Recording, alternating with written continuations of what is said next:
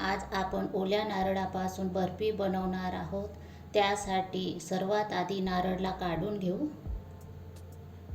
आता तुकडे करून मिक्सरमध्ये बारीक करून घेऊ। बारीक झालेला आहे। आता तुपामध्ये भाजून घेऊ। वाटा गरम केली आहे, यात 1 चमच तूप घालू। तूप गरम झालेलं आहे, बारीक केलेलं खोबरं घालू।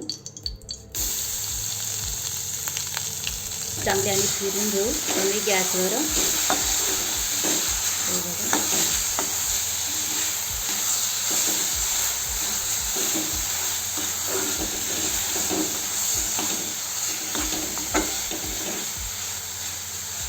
7-8 मिनिट असंच फिरून घेऊ कमी गॅसवर।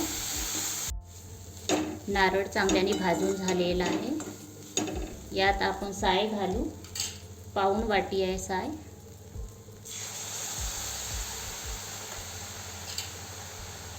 आणि असंच फिरवून घेऊ 5 मिनिट कमी गॅसवर।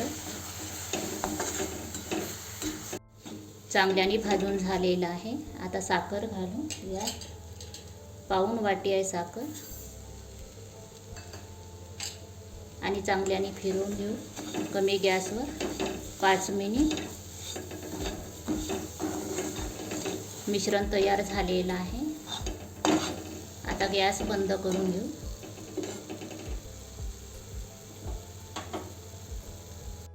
प्लेट घेतलेली आहे। प्लेटला तूप लावून घेऊ।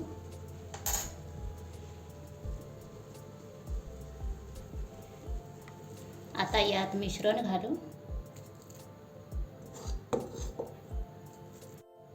आता चांगल्याने प्लेन करून घेऊ। आता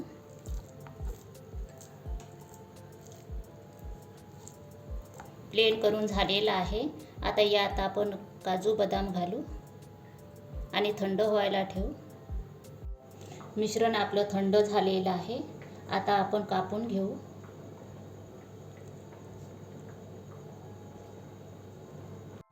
आपल्या ओल्या नारळाची बर्फी तयार झालेली आहे। तर अशी बर्फी तुम्ही बनवा, खा आणि मला कमेंट्स करून सांगा। धन्यवाद।